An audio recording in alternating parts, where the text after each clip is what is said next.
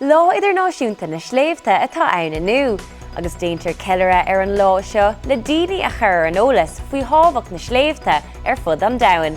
Tá me sé ag mothúnaí sna Sléibhte agus bhí me sé agus muadí ag siúl go minic. Grap mé cairnta thug coppla bliana ó shin agus bhí na rorcan a gailge. Well, is bralam slíomh gailge mar tá an rarc iontach agus tá an siúlóid galanta fásta.